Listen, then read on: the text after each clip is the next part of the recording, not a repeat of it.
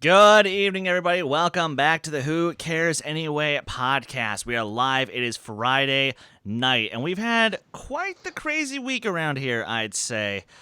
And tonight we're going to have a fun little conversation, sort of around a thesis.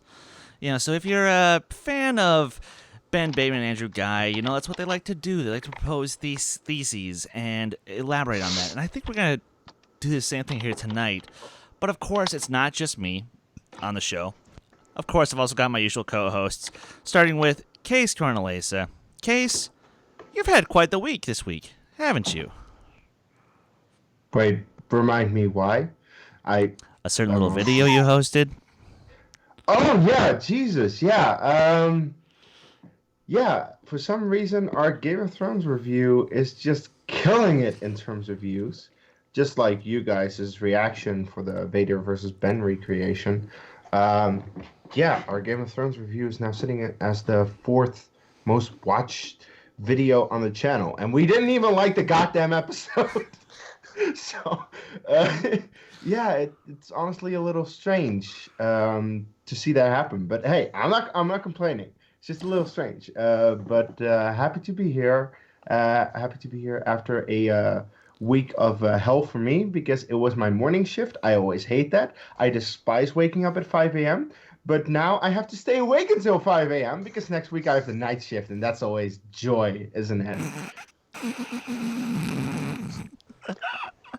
I genuinely feel bad about how the fact that your schedule is just never consistent.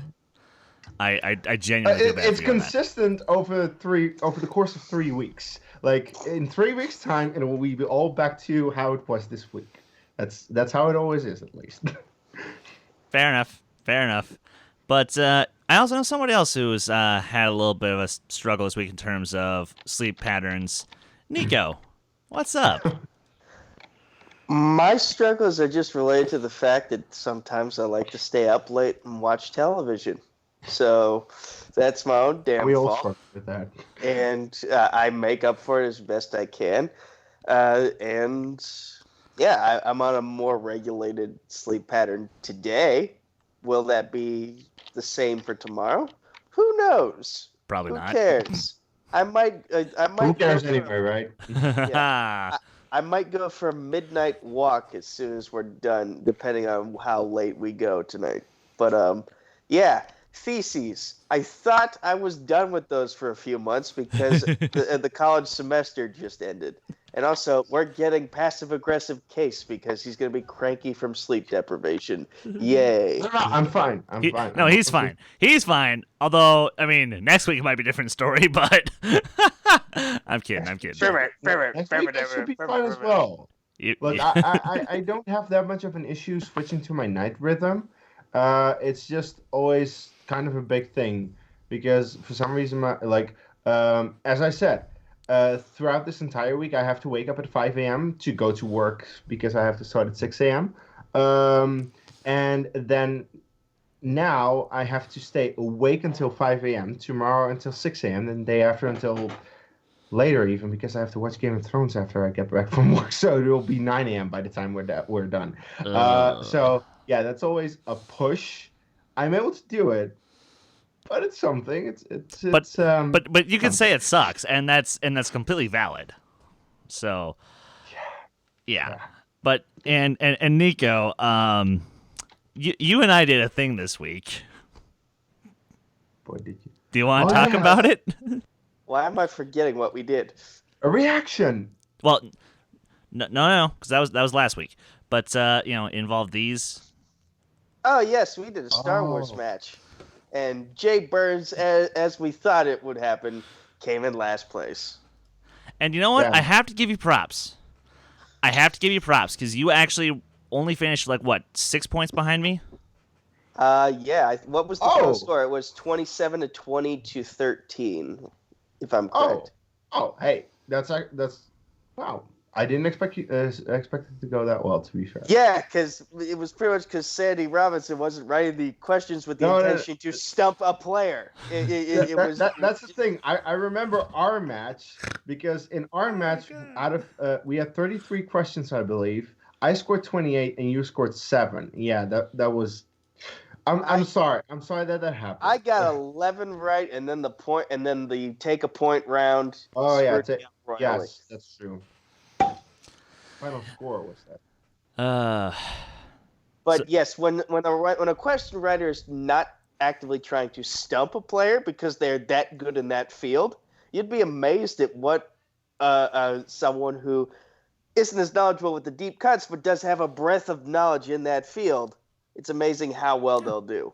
Absolutely, and I still have to play along. I'll get to it. I am, and the funny thing is, like, I'm a little surprised that I was given the invite in the first place. So I know I said it a couple times in the video there, but thank you, Malcolm, once again, for the invite to come on to Full Metal and compete again, because that was a lot of fun. Hey, listen, no matter what the three of us do that can land us in the doghouse, we're still better off than Henry Sanchez. So that's... Yeah, I went there, and there's nothing confidential about that burn. Ouch! Also, good burn. Well done, sir. Ow. Okay, man, this room has got real sweaty because of all the heat. Ugh, goodness. And yet, sorry to say it, Nico, but if you fought Henry 1-on-1, you'd probably get your ass kicked. What medium? What medium?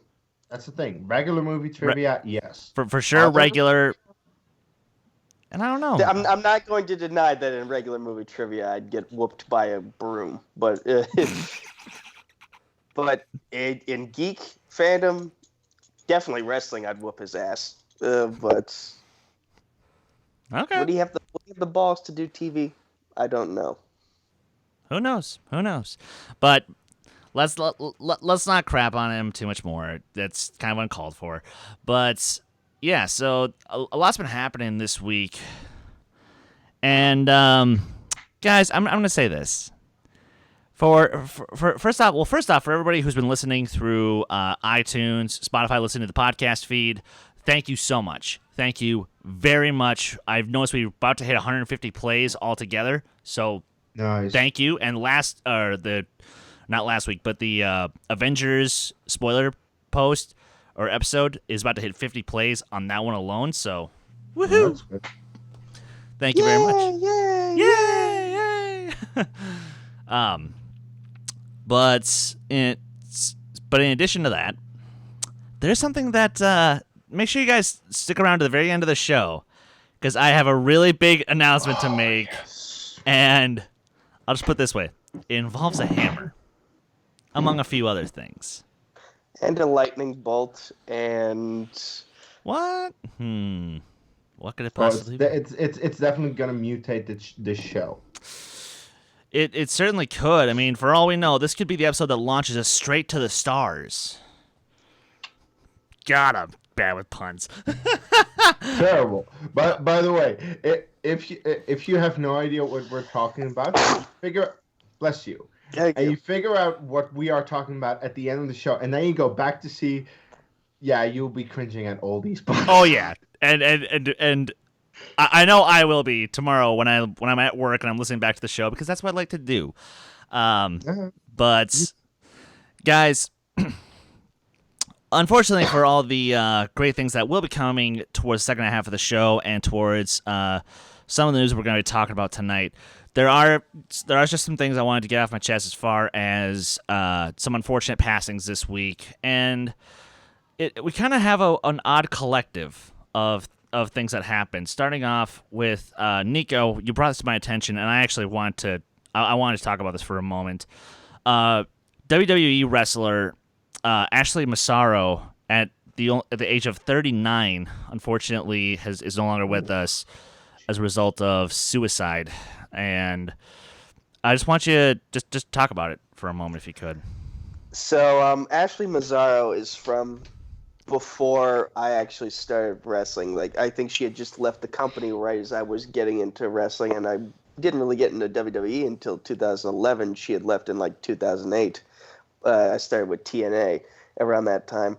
But from what I know from having just read about her, and whatnot. She was a winner of the season 5 Diva Search competition. She had been in Playboy, but she was a genuine fan of wrestling, and so the fans had kind of voted her to win that competition and represent them in the ring.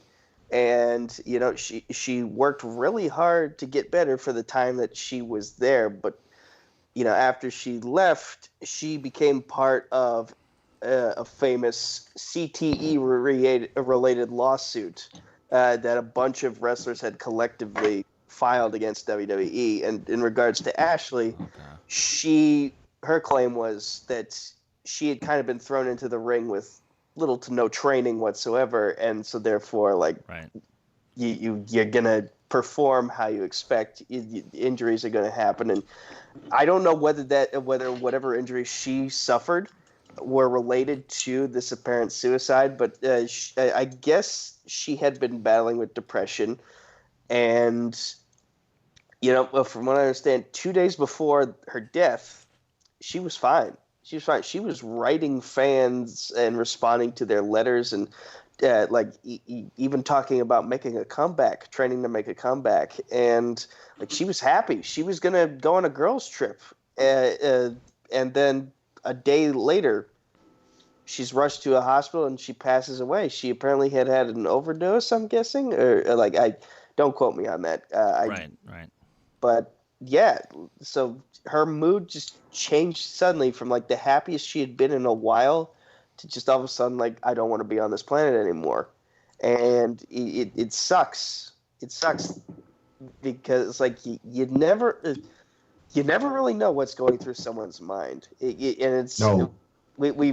seen it with Robin Williams. We've seen it with a lot of comedians that they can be the happiest people and spread joy into other people's lives, but really they're suffering on the inside tremendously. Brody Stevens from earlier this year. It's crazy. And apparently she also has a daughter, which sucks too. That she just I can only imagine what the daughter's going through right now. But had I been watching in the era that she was from, I'd probably have more to say and wouldn't be stumbling as much as I am. But bottom line is, you never know what's going through someone's brain until it's laid out there for the public to see. Right. And it sucks that what everyone thought was a good period in her life ended so tragically, so quickly. 39 is just way too young to go. Yeah, Kees, you were you had something. No, I was just about to say that when I was in high school, one of my classmates actually took his own life, and we didn't expect that to happen. We always in the classroom, he was always energetic, bringing a lot of joy. He had friends. He was doing well in school, and for some reason, just one day we found out that he jumped off a building, and that was it. So, as you say, Nico, you never know what goes through someone's head. It's very weird sometimes. It is, absolutely. And while obviously I myself was not familiar with Miss Massaro, but I'm sad to hear that you lost your fight with your demons, but who knows? Maybe on the small bright side of this, maybe there's a possibility that maybe she found peace right at the end. That's all that we can really hope for. Mm-hmm. And next one, and this one is more so hurts me because I grew up with a lot more of this actor than I realized. And that is Tim Conway. He was a star on the Carol Burnett show, and he was just honestly one of the funniest people of the 60s and the 70s. Any truly great comedic variety show or whatever was on TV, he was on there and he was delivering perfection. Now, for people more our age, we actually do know him as the voice of Barnacle Boy from SpongeBob. Wait a minute, what now? Yeah, he was the voice of Barnacle Boy. Wow. Wow. Yeah. So, Tim, Oof. and like I said, and then for stuff that I knew him for, stuff like McHale's Navy, Carol Burnett, the Apple Dumpling Gang, him and Don Knotts. Oh my God, that's seriously, they have some of the funniest routines I've ever seen in my life. And Brian Nussbaum and Cool Guys, you guys are in the chat. How you guys doing? Yeah, I was definitely planning on bringing this one up. And Tim, I just want to say thank you for everything that you brought to the world of comedy, and for actually being a friendly reminder that there is such a thing as funny comedy for people of all ages. So thank you, and you will be missed. And speaking of things that will be missed, is anyone going to be able to post a Grumpy Cat meme and not be sad anymore? Because, unfortunately, the cat who made Grumpy Cat famous, originally named Tartar Sauce, I shit you not, that was the owner's actual name for Grumpy Cat. I'd have that face if my name was that, too. And to be fair, we don't really talk about, stuff like this, but to be fair, Grumpy Cat has become, a huge part of pop culture. Yes. I'm pretty sure that if we look far enough in our D2A chat, we probably have used Grumpy Cat at least once in something. Probably. If we haven't, I don't know what's wrong with us. In my mind, Grumpy Cat was right up there with Fred in terms of things that were popular, but we couldn't really figure out why. Yeah, and that's a great point. Because, the idea of just... And the reason Grumpy Cat works as great as it does is because, unfortunately, Tartar Sauce's face was permanently like that due to some genetic fuck-up when he was born. But, hey, it made for great comedy. It did. So, so to the owners of Tartar Sauce... Thank you for creating a viral sensation. And, we'll always have the memes. Yes. Which I will definitely be, which now I think I think in Grumpy Cat's honor, I'm going to grab a picture of all the nonsense bills that have been passing in all the state legislatures, and I'm just going to put Grumpy Cat right next to all of them. Of course you are. I think that sounds about right. There's going to be a D2A in memoriam at the end of the year, and Grumpy Cat is going to make an appearance in that in memoriam. Oh my God. Don't tempt me, Nico. Don't tempt me. As we come to... Don't tempt me, If I didn't suggest it now, I was probably going to suggest it later. Yes, you probably would. And we come to our last thank you, and this is to Doris Day, who... Now, granted, your average film goer would probably know her best for her appearance in Alfred Hitchcock's The Man Who Knew Too Much, where she starred opposite James Stewart. But for as little as people actually recognize her, she honestly has one of the longest careers of any working actress, singer, entertainer, ever. Because she started in 1939 or 36, something like that. And her last album was in 2011. Jeez. Good God. That's a career and a half. Yeah. I'm trying to think. How long has Betty White been doing stuff? She got her start in the 50s, if I recall correctly. Oh, well, then she's got 20 years to go before she can break that record.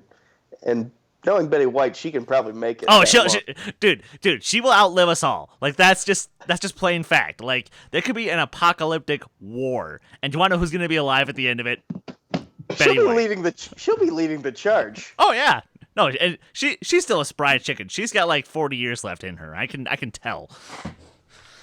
But Doris, thank you for honestly just being a phenomenal talent. And honestly, being a good supporter of animal rights and of just showing that change can be done if you actually set your mind to something. Because, well, now she's partially responsible for why like a lot of pet foods are now made with natural ingredients. So that's actually that was a good change. So thank you for everything to everybody. But now let's go away from the sorrow and let's go into rants. Because also the rant a little bit of sorrow. Also a little bit of sorrow. Because here's the thing. Hello, darkness, my old friend. I've come to rant with you again. And here the rant isn't about, some casting decision. It's about the reaction to said casting announcement. Okay. Let's get into this. Yeah, let's. Chances are, if you ask a random person on the street, or even a random geek, ask them who they know Robert Pattinson as, you're going to get one of two answers, and it's going to be the only thing that they'll say. Oh, he's Cedric Diggory, or oh, he's Edward, whatever the hell his last name is. Edward Fuckface from Twilight. Exactly. Now, it was just announced literally like yesterday that Mr. Diggory will be playing Batman in Matt Reeves' upcoming film. And can you believe this? There's already fucking petitions to have him replaced. We haven't even had a set photo. We haven't even had a trailer. We haven't even had any form of, gauge of seeing how good he could actually be in this role. Because you want to know something, motherfuckers? Guess what? He is a great actor. Watch anything that's not Harry Potter. Yeah. Just please, people, go watch The Rover. Go watch Good Time. Go watch The Lost City of Z. He gives great performances. But no. Go ahead. All right. I'm going to finish this up and then I'll throw it to you guys. It's the same thing with Kristen Stewart. Everyone craps on her because she was Bella. But guess what, motherfuckers? Again, she was brilliant in Panic Room. She was great in Personal Shopper. She was great in The Runaways. Okay, yes, Twilight are some of the worst films of this past decade. And you know what? I'm sorry to the people who will defend it. And you know what? You are fully allowed to defend it. And I'll listen to you. I will hear you out. I just personally still don't like those films. But for the Christ's sakes, don't judge these actors simply based on their career in those 5 fucking movies. They made 5 of those? Yes. It always baffles me. It does. But Kees, do you wish to join me? Look, I haven't seen anything of Robert Pattinson besides Harry Potter. Because I haven't seen Twilight. Thank fucking Christ I haven't. I might have seen him in something else, but that small role. I think he's good at Cedric Diggory, and I think he is a good actor from what I've seen. That's really all I can say. So when I saw the casting announcement, I was like, okay, that's the decision you can make. We'll see how it pans out. Look, I have no faith in the current DC, so based on that, I really have to wait with any judgment until I see anything, but at least I am waiting with my judgment. I'm not saying, this is the best thing ever! Look, remember when Ben Affleck was announced as Batman? Oh. Everyone fucking hated it. Everyone thought this, oh my god, it's gonna be the worst thing ever! Ben Affleck, are you fucking kidding me? And what happened? Look, whatever you think about Batman v Superman, I think it's garbage. Batman was good in it. Ben Affleck as Batman was good in it. That's one of the few things. And he was also pretty good in Suicide Squad and Justice League. Despite what you think of those movies, because overall those movies are not good, at least Ben Affleck as Batman was good in it. So that's the thing. I saw a post today which was just the best.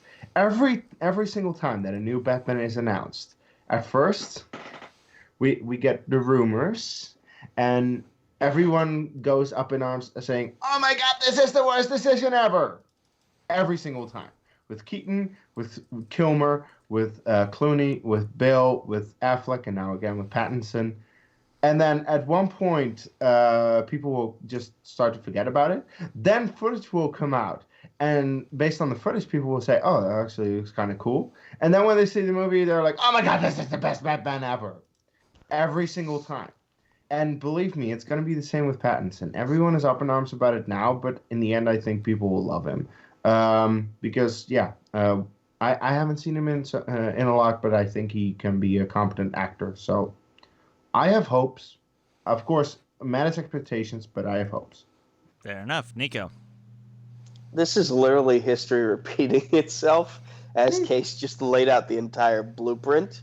What's different, though, and I think it goes back to what you said about Sonic the Hedgehog a few weeks ago, where like when Paramount announced they were going to make that change to Sonic's appearance following the blowback from the audience, it did kind of open up a floodgate, and I was kind of like, I was kind of in denial because there had been times where studios had done reactionary things before, Warner Brothers, but yeah, like this for like multiple petitions in the span of a day. That's I think what you were concerned about happening, and lo and behold, here we are. And Robert Pattinson is in an interesting position because if you look at a lot of the MCU actors, they did some smaller things, and then they got their big break here in the MCU. Or am I thinking of Star Wars? It could apply to either or, depending on what movie. But Robert Pattinson, on the other hand, he got a start in Harry Potter and then in Twilight, big popular things, and then he went to do some indie stuff. But did anyone watch the indie stuff, regardless of how good it was, because they saw his name attached to it and thought, besides you, Chris, because you're a film buff, you'll watch anything. You watched that Polar Bear movie that Josh McCouga recommended to you. Yeah. Did any casuals watch the independent films that Robert Pattinson had his name attached to? No, because they were thinking about Twilight. Sorry, I got something in my eye.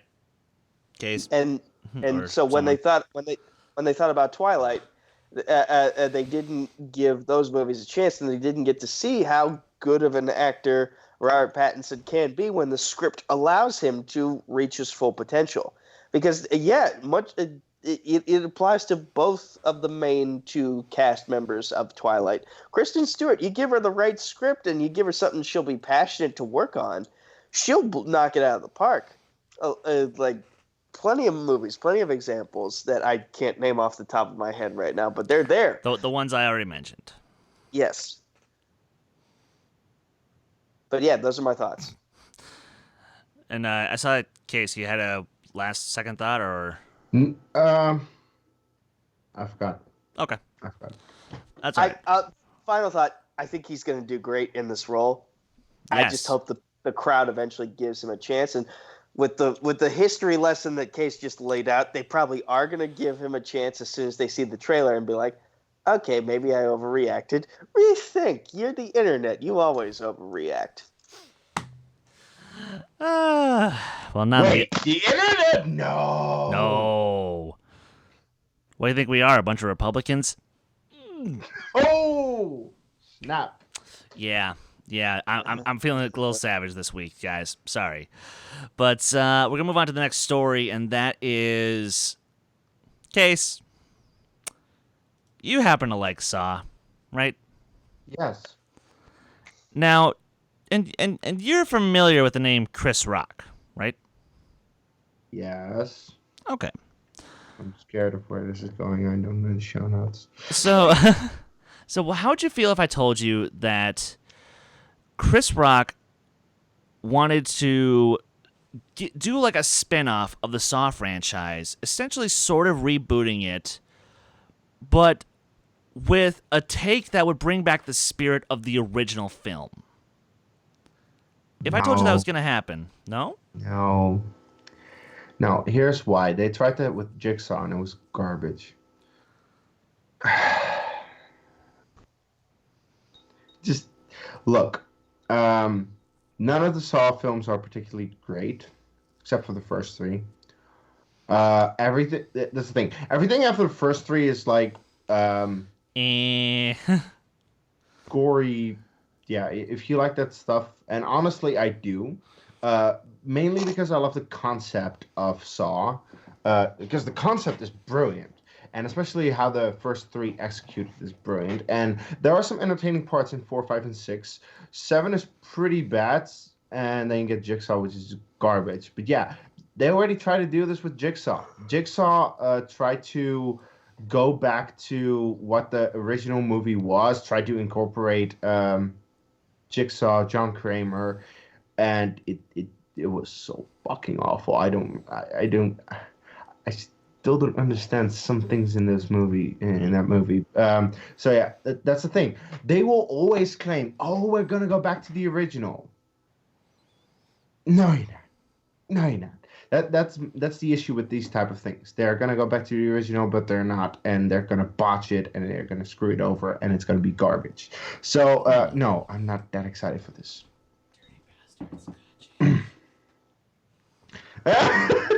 Hello, Chris's mom. Yes. Apparently, my mother's asking me to sample a bit of scotch on air. So you know what? Screw it. Bottoms up. Here we go. Bottoms up. I don't have a drink. I need a hard cider. Whoa. Yeah, dirty bastard is the right name for it. This is a weird show. This show just got weird. The fact that this happened on camera is amazing. Yes, absolutely. I'm gonna look up the timestamp after this is done and put it in the comments for everyone to enjoy. to the audio listeners, I apologize for that sudden interruption there. That's another highlight reel we need. Is just a bunch of awkward moments where someone's mom walks into the room. But Nico, you still have the best. You still have the best. Where your mom's just like, hey. Hey. God damn it. Yeah. You are never living that down, man. Oh, you think you were going to get rid of us? Oh, no. Oh, no. Okay. Anyway, now to be fair, Kees, I'm going to be completely honest with you. I actually almost would agree with you, except the last time that this happened, it actually worked. And that was when David Gordon Green and Danny McBride, two people who's known for comedy, took a stab at Halloween. And it was actually it was good. To be fair, the new Halloween is quite divided. Fair, but it's still positive. On Rotten Tomatoes, at least. Here's what I want to ask. Yeah. What exactly does Chris Rock bring to the table here? Because what was the last thing he worked on? And by the way, I do want to quickly mention the fact that no Saw movie is rated fresh. Not even the first one. Which is a little bit bullshit, even I will admit. Yeah, that's complete bullshit because the first one was great. And Face Off is at 93%. I remember you had that tangent on the Ouch!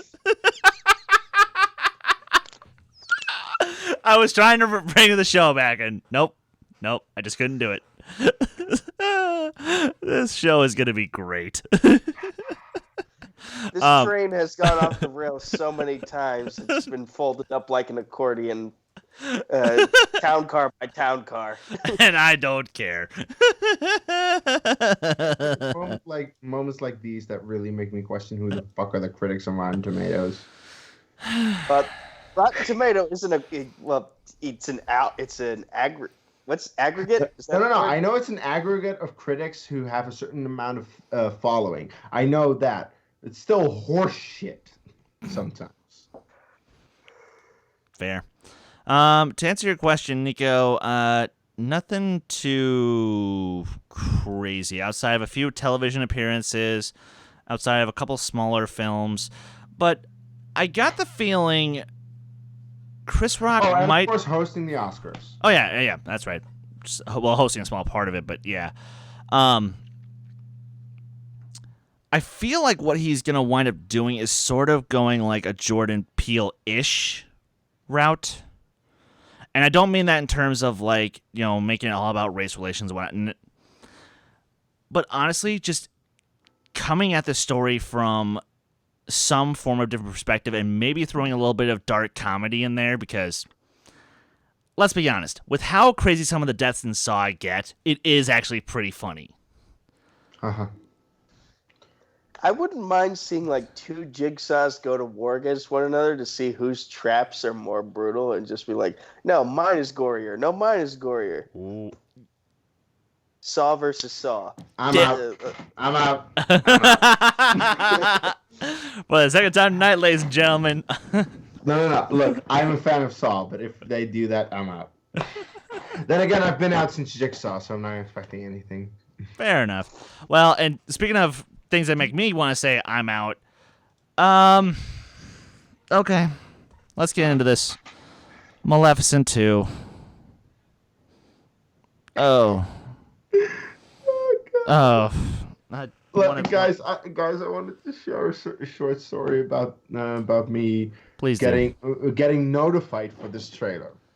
I don't know exactly when it dropped, but it dropped in a night where I was sleeping, and then I woke up at like 4 something a.m. in the morning to go to work. And I checked my phone for notifications, and one of the notifications I get, Maleficent 2, something Mistress. I don't know the exact title. But I see Mistress of Evil, and I see the thumbnail where she is wearing a dominatrix type outfit, and I'm like, is this like a porn spoof thing that they're putting out? No, this is the actual thumbnail and the actual title for the new Disney movie. I was like, did Disney just get kinky? I had no fucking idea what the fuck was going. To be fair, this was at 4 something in the morning, and my brain was not functioning well. But this is like, what am I seeing? I had no idea. Then I watched the trailer, and I'm like, I'm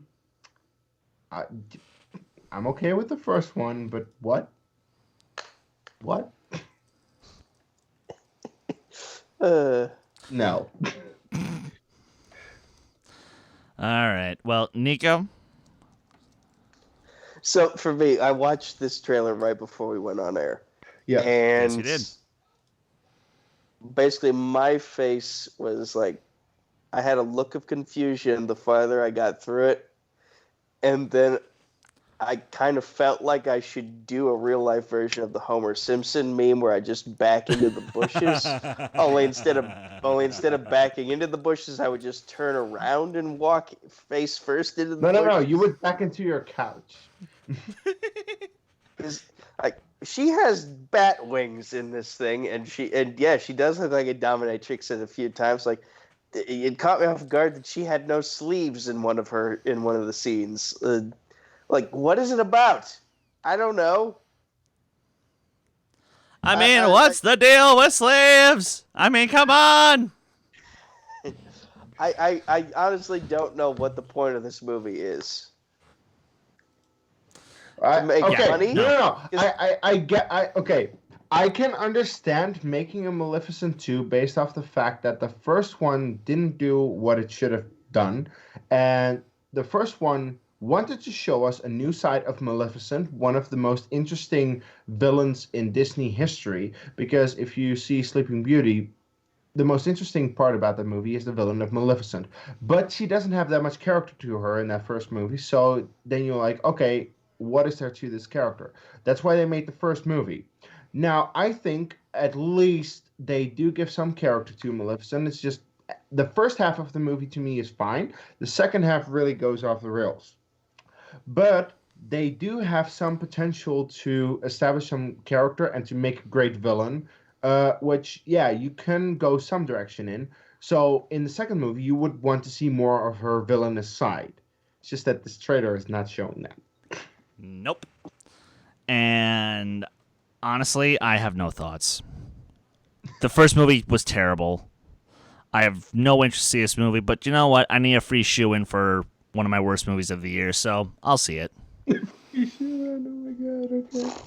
So you're going to watch it just so you can put it on the worst list. Yes.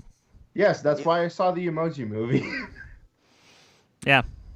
You're a masochist. You're a sadist. I don't know, know. man. I get the feeling she's a sadist wearing that outfit. Hey, yo. Hey, yo.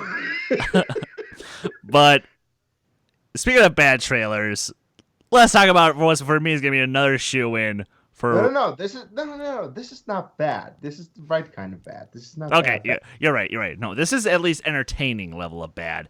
And that is the trailer for Angel Has Fallen, the third in the Gerard Butler gives no shits movies. It looks glorious. It just looks glorious and terrible, and I'm probably gonna just throw popcorn in my face and just be like, nom nom nom nom nom nom nom. Case, are you gonna be going nom nom nom nom nom with me? Yeah, I am. I remember that London Has Fallen came out in 2016. I saw that in the theater, and just before watching that in the theater, I watched Olympus Has Fallen. When watching Olympus Has Fallen, all going through my head is like, this movie sucks. It's dumb. It's awesome. It's fun. The second movie, oh my god, the CG and the acting and everything. This movie is so dumb. It's stupid. It is awesome. I love it. I don't love it, but it's entertaining at least. And it's the same for this movie. You see the trailer. There are so many cues in this trailer that you're like, yeah, okay, yeah, this type of movie. Okay, sure. I'm gonna watch it. It looks dumb as shit, but I'm gonna watch it. Yeah. Now, Nico, refresh me. You have seen Olympus Has Fallen and London Has Fallen? No, I have not. Okay. I'm probably not going to see this one either. Well, I might have seen, or was that the Jamie Foxx movie? White House Down? That's White House Down. I can't remember if I saw Olympus or White House Down. I honestly can't. They came out around the same time. It's really weird. But whatever movie I saw, kind of thought was dumb. And I don't really know if I'm going to... I don't think I'm going to go see this one either. I'm sorry. I don't know how many times can one government fall over and over and over again. Like it's not one government. Well, Nico, have you been to DC lately? Fair enough. Fair enough. We've fallen way too many times, and somehow we keep getting back up and not learning from our mistakes. But, well, you see, history is like poetry. It rhymes. Fuck off, George Lucas. Oh, yeah. George Lucas was on to something. Well, and to be fair, I forgot to mention, happy birthday, George Lucas. Happy birthday. No, wait, no. Happy New Year. You know why? Because that's what he said when he was at the Italian Grand Prix a few years ago. Seriously, the Italian Grand Prix is hosted in September, and he said Happy New Year. I still don't know why. Going off the Chinese calendar? He's a in September. Child. He's a crystal child. He was probably high at the time. Ouch! God, we're just going after everybody tonight. Let's keep this rolling. Oh my God. I'm like really tired, and so I'm being very passive aggressive. But I've noticed.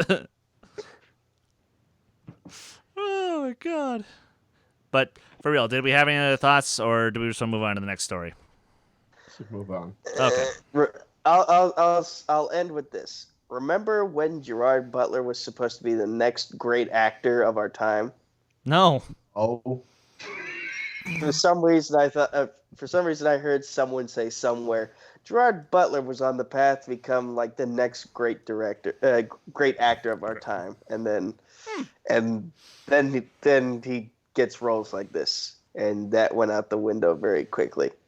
Gerard Butler has just become the action star that stars in shitty action movies, and some people like it. Although he is great as Stoic the Vast in the How to Train Your Dragon movie. Yes, he is, because he actually voices something that, really isn't fits him. It fits him, but it's better than his usual characters. Well, you know what? And speaking of great animated films, no. Let's talk about a bad one. Yes, I was thinking. Now, look, I'm not saying that I'm not saying the Boss Baby was incompetently made, because it wasn't. The animation was very stylish. It had a lot of good angles and colors to it, and the voice acting wasn't terrible. It wasn't great, but it wasn't terrible. But I know it spawned a sequel series on Netflix, and that's a thing. But do we really need the Boss Baby 2? No. We don't need it. We don't need it, but I will say I do think the first movie is pretty good. Not great, but pretty enjoyable. It has heart to it. It has heart to it that you can get behind.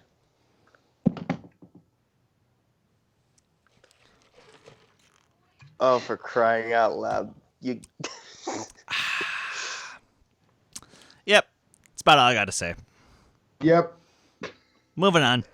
These aren't the droids you're looking for. Move along. And these are the voyages. Starship Enterprise. Its continuing mission to explore strange new worlds. And strange new worlds. To seek out the new life. Seek out new life and new civilizations. To go where no one has gone before. To boldly go where no man has gone before. Yes, ladies and gentlemen, it was officially announced this week of what the next Star Trek series that was going to happen. Of course, Discovery is a show that everyone loves to hate watch. Literally, I can't name anybody who genuinely watches Star Trek Discovery and actually loves it, and I haven't had time. My parents. Oh, your parents? No kidding. Yes. Huh. I don't watch it though, but they watch it. They like it. Fair enough. But and no, the cool guy. I will not put respect on that name of the Boss Baby. Academy Award nominated the Boss Baby. I'm fucking Lego Batman. Are you fucking kidding me? Yep. Nope. No, not a clue. But let's go back to Star Trek. And so, yes, Sir Patrick Stewart is now officially coming back to the franchise that made him a household name in the first place with the launch of Star Trek Picard. Now, my understanding is the show is essentially going to revolve around Picard basically playing the Star Trek version of Professor X. So he's essentially going to be sort of like, the Dumbledore to a bunch of students. Okay, so where his character in the Next Generation series is like James McAvoy, this is going to be him. Yes. As Patrick Stewart in the X-Men. Okay. Yes. Gotcha. Yes.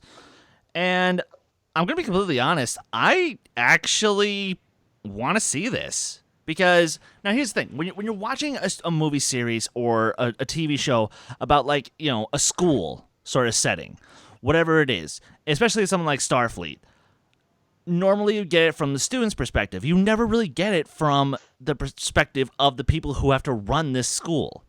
And because it's Jean-Luc, I'm excited. I want to see what he can do with that. Case, as someone who's still discovering the beauty that is Next Gen, because you've seen some of the episodes. Seen season 1. Yes. Yes. But would this be something that could possibly excite you? Yes. Okay. Because Star Trek Next Generation is great. At least like, I think the show itself is quite flawed. Then again, the show is about 30 years old, so that makes sense. But I think that the crew is great, and especially Picard leading them. That's the thing. Like, Picard and that crew of the Next Generation is probably my favorite Star Trek crew over anyone. Yes, I know everyone loves Kirk and everything around him. I've never grown that much of an appreciation for him, neither in the original series cast or the new cast. I just think the Next Generation cast is the best. Even though I do quite like the original series cast and the new cast for Kirk and stuff. But yeah, Patrick Stewart as Picard, as you said, he has become a household name, and the reason is because of his power as the character, and he's just a great actor, and I want to see this, so I hope it's good. All right, awesome. Nico, now I understand that you've seen all of the original series films. How many of the Next Gen films have you gotten to again? Where does Generations fit into the discussion? That's Next Generation. Yeah, Generations is the first Next Gen film. Okay, so I got up to the scene where they're on the pirate ship and they're promoting that one guy. Oh, wow. So you only got... Oh, that's the opening scene. Yeah, that's like 15 I minutes was in. having a real slug of a day, and I was just not in a movie-watching mood at that time of day, so I couldn't really get very far with it. And I think I had something to do as soon as we got to that point. Might have been one of our reactions, but so I have yet to be introduced to the Next Generation cast, but Patrick Stewart is great in everything he does. So I will just quote the saying again that you guys mentioned before: "We will boldly go where no man has boldly gone before." You mean CW All Access? CBS, you mean All Access? Yeah, and that was one boldly too Damn many. it, I ruined my own joke. But,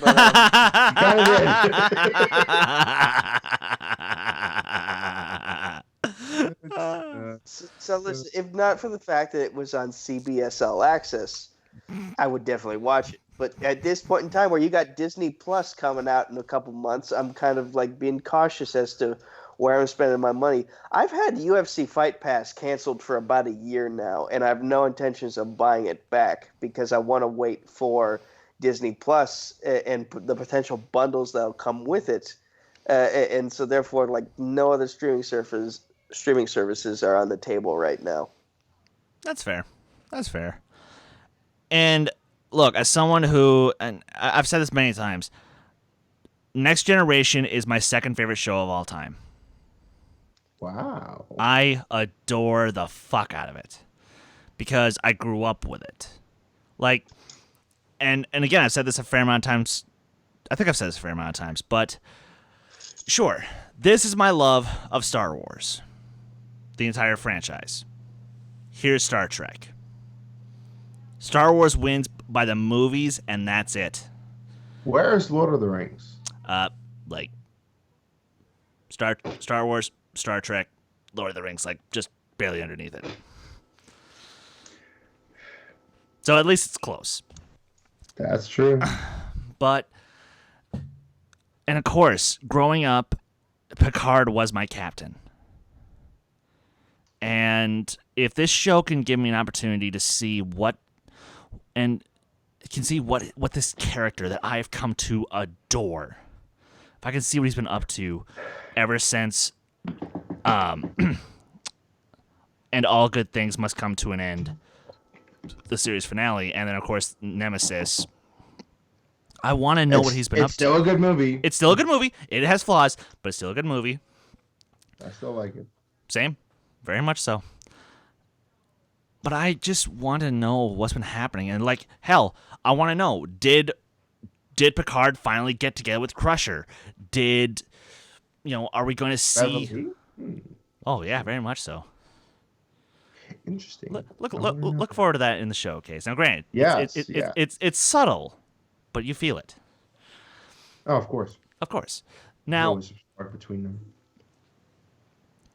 But one of the beautiful things about that show was you got to know all these great characters, and now we're going to get a chance to actually see what happened to some of them. Because you know what? In the show, if I get like just an episode with Troy and Riker, I just,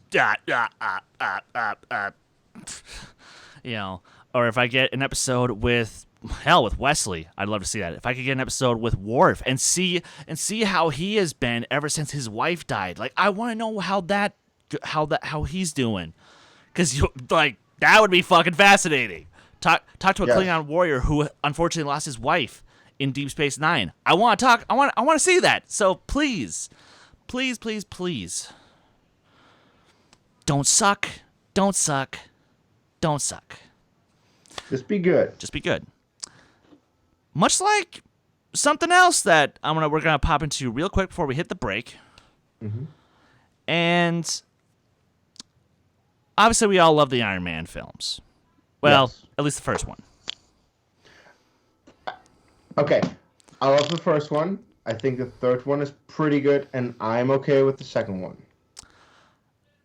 Yeah, exactly. I like all three, but 2 is definitely kind of at the bottom of the 3 for me. That's kind of without question, really. Yeah. And one of the things that we saw was that in the first one, what was the name of the terrorist group that was holding Tony hostage? The Ten Rings. And who did we face in the third film? The Mandarin. Mandarin. Or rather... Trevor Slattery, but... Trevor Slattery. Trevor Slattery. But Kevin Feige was in an AMA on Reddit today, or sorry, the other day. And one of the questions that got asked to him was something basically to the effect of, are we planning on doing anything more with the Mandarin or the Ten Rings? And give me just 2 seconds to actually pull up the exact quote, because I'm kind of... Well, okay. To be fair, if you watch, there is this short scene where we see Trevor Slattery's character in the Ben Kingsley's character, Travis Slattery, in prison, and he meets up with some crooks. It's the one shot called yeah. Hail to the King. Yes, exactly. And that actually might set up more... Hey. Sorry, go ahead. Because they did tease in that one shot that Trevor Slattery was in sort of the same... Well, rather, he gets kidnapped at the end by the Ten Rings and escorted to the actual Mandarin. We don't see who the actual Mandarin is, but... Yeah, because honestly, Aldrich Killian as the fucking Mandarin... But I like Guy Pearce, but what the hell? Bottom line, the character has been established to actually exist in the MCM, we'll call it now. Not just the MCU, but the MCM, because multiverse. Kees wants to hit me over the head with a frying pan now. No. I see what you did there. I'm okay with it. It's not one of the worst things I've ever heard. But listen, I'll say, plus Kees, you wouldn't actually hit him with a frying pan, right? Oh, I would use a baseball bat. Okay, Nico, continue. Okay, damn, Kees is murderous. But it's more that I actually have a baseball bat. Don't they play cricket where you live? That's not my country. We play. Shut up! I'm really tired tonight. Anyway. This is true. I forgot what I was gonna say. All right. Fair enough. Well, then I'm just gonna simply come out with this real fast. I would be very pleased with an attempt to bring in the actual storyline of the Mandarin and the Ten Rings into the MCM, and I would be 100% down for it. And I'm just gonna pretend that Kees isn't doing his thing there. Are you the bear Jew now? What gives? No. I'm not a Jew. No. He's the Jew bear. All right. We're gonna take a break for 5 minutes and try to regain our sanity. But guys, We'll catch you in 5 minutes. Don't go anywhere.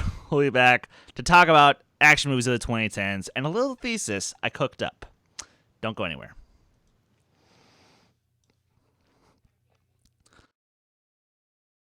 Like, it seems that they have interpreted the word unexpected by doing everything we don't want, rather than in the earlier seasons when they did stuff we didn't expect, maybe didn't want at first, but then we're like, oh, that was actually really cool. Like the Red Wedding, Ned Stark's beheading, all that kind of stuff that was unexpected, and initially we were like, what just happened? But we came to peace with it and we liked it. The stuff that they're doing now, nobody's liking. I'm seeing everyone's reaction. Nobody's liking it. Mm-mm. So that's kind of, what was once again made clear in this episode. Do you have any overall thoughts before we just get into it? No, let's go like scene by scene, point by point, and I think summary will be big one, but let's just get into it. All right, fair enough. Well, Hickory Creek, in my opinion, has arguably the best lyrics on the entire album. Yeah, and that's where I think that is directly in relation to his relationship with his mother and kind of letting out.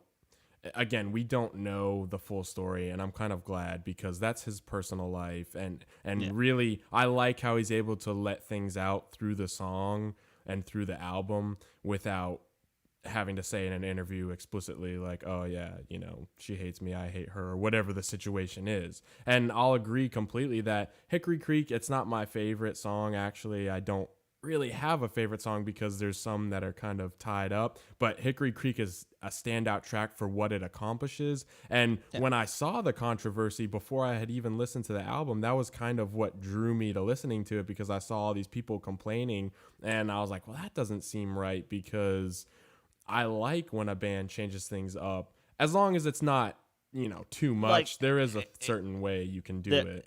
As I say, and there is such a thing as going too crazy. Like if, it's like that time Led Zeppelin tried to do a country song and it just really, really, really did not work. Yeah, I would say House of the Holy has some issues there, but upset that Navarro is not as good as he used to be. Because I was rooting for him. I wanted him to win over Burnett the first time. He didn't. So I wanted him to win the second time. Then he did. And I've liked him as a competitor. It's unfortunate. Anyone have any final thoughts before we wrap up? What we're going to see before Comic-Con is definitely the toughest test of Kevin Smets's career. Yes. But outside of Rachel Cushing and Mark Knopik, it could also be the toughest test of Mike Kalinowski's career. We are in for a barn burner in which this could be the first match of Kevin Smets's career non-exhibition that makes it to the third round. Well, actually, wait. Yeah, that makes it to the end of the third round. Let me clarify there. Right. Possibly sudden death, even. Maybe. It's a Kalinowski match. That seems to happen a lot. Yeah, it does. It's kind of a recurring theme with his matches. What say Captain America: Civil War came out in 1977? Would the end fight between Bucky, Captain, and Tony Stark would that have been as visually impressive? No, of course not. Mm-mm. But we still would have felt it because the story was there, and that's what I got from this. From seeing this, like, because the story was always there. It's just the fight didn't necessarily have just, the visual flair to back it up, in my opinion. But either version is still, it's still great. But just here, now we have a little something for us, for us fans of just slightly more complicated fighting. And, a thought just came to mind. If George Lucas was still in power at Lucasfilm and he wanted to do like the 18th special edition of A New Hope, he'd probably ask this YouTuber if he could incorporate this into that special edition and just do some minor tweaks, because you can tell from time to time, they just inserted some of the dialogue and the facial movements of Alec Guinness onto this version of Ben Kenobi. But a little bit of touching up, and boom, cinema worthy.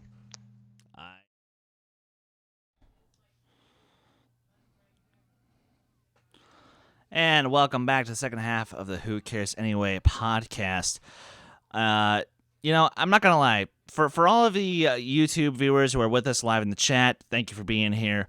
But I got to say, I think you have it a little bit easier on the audio side of things, just because you don't have to watch the commercial. Because even though I try to set up a second commercial to play during the episodes, it never plays. So it just goes straight from, we'll see ya, don't go anywhere, to, hey guys, welcome back to the second half. So it's kind of funny how that works. But we are here to have a fun little chat. Kees, Nico, and myself. And we're going to answer a question that I've had on my mind for pretty much this entire decade. From 2010 to now in 2019. It's already 2019. Already this decade is almost over. That's crazy. I know. Time flies. Time flies. When you're having fun, yes. Yes, it does.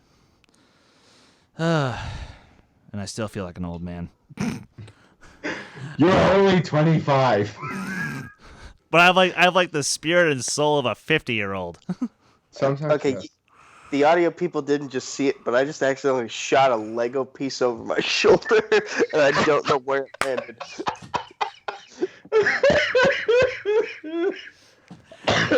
Yep, Oh, it's one of those God. shows, ladies and gentlemen. Yeah, it's definitely one of those shows. Anyway, attempting to get back on topic. But a thought occurred to me. Has this decade, 2010 to 2019, has this decade been the best decade for action movies? And to give a little context here, let's go back. Let's go back to some of the earlier eras of cinema.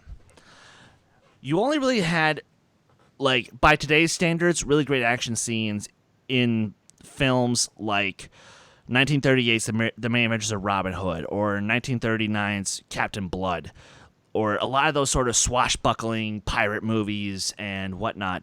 And because there was a lot of great sword fights, but we didn't really have a lot of today's the setup for today's action films until like the 70s, when you had God knows how many kung fu movies and Bruce Lee films that sort of laid the groundwork for what was to come. And then of course you had the 80s, where everything was man. White. With stuff like, Commando, The Terminator, First Blood, Rambo, First Blood Part 2, Die Hard, Predator. Okay. Yes? Okay, continue. And there was nothing wrong with those movies, because most of them are a lot of fun. Even if they are a little bit lacking in terms of the story department or great character department, minus aliens. That's where I fight you on. Oh. On a couple of them. But we'll get there. We'll get there. But then you come into the 90s, where you had stuff like Speed, Face Off, Terminator 2, Judgment Day. And now we have the exact opposite problem.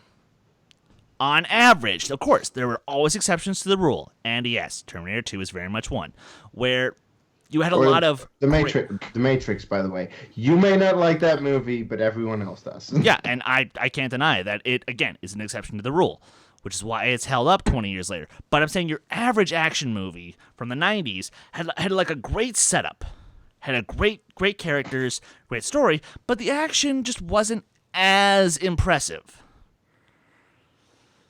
Then you have the 2000s, where everything just kind of is on the... Okay. The 2000s is on the spectrum of, it's either really, really good and great and inventive, or it is balls. Just garbage. Pretty much. And yeah. Because, like, the Bourne trilogy, yes. But the Matrix sequels... No. No. But then you come to today, the 2010s. You know, Edge of Tomorrow, the Star Wars sequels, Mad Max Fury fucking Road, the John Wick saga. Seriously, I know I can't just say Mad Max Fury Road. You have to say it. Mad Max Fury fucking Road, motherfuckers. That's how you always say it. And I will never change that. But then you also have stuff like Kingsman, Endgame, so many great comic book movies. So Yeah, to dive into my main point of where I'm trying to start with this. Reason number one that I feel this has been the best decade for action movies. Reason number one, you have the most diversity of action movies in terms of setup. And how they're made. Exactly. And what they do. Yes. And also the kinds of stories that they're telling, because nowadays the action is just used as part of the story. It's not the focus of the story. And that's where I think the first big thing comes from. Now, Kees, let me just throw this to you right now then. If I were to pitch you Neo versus John Wick, or sorry, Matrix, the first three Matrix movies versus the first three I guess in your case, first two John Wicks, because you haven't seen the third one yet. I haven't seen the third one. Which series out of those 5 films is the quote-unquote better action series? Now, if you look at series, it's John Wick because of what it's doing. John Wick is doing something that a lot of the 2010s action movie, the greater 2010s action movies are doing. Of course, you have your Gerard Butler action movies, but stuff like The Raid, John Wick, the Mission Impossible movies. What those movies are doing in this decade is go back to a more realistic, action-driven. Let's actually make these action scenes actiony, rather than let's just throw a bunch of CG and green screen at the people. Especially that's one of the things with my point about Mission Impossible. Why is Mission Impossible 4 and 5 and 6 regarded as so great? Because they do real stunts. Because in Mission Impossible 4, Tom Cruise is actually hanging out of the Burj Khalifa in fucking Dubai, that you're like, what the shit? He is actually doing that stunt.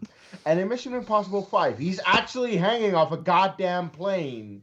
And in Mission Impossible 6, he's doing so many stunts. Like running throughout London. Like he's jumping out of a building. And it's like, he is doing all these stunts because it's real. And that's what all these movies in the 2010s really do well. And that's why they're essentially redefining action movies.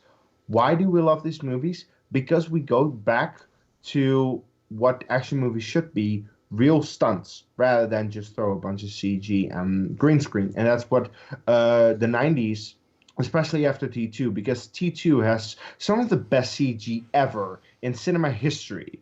And that's why it's regarded as one of the best action movies, because it uses CG to make action scenes better and make the story better.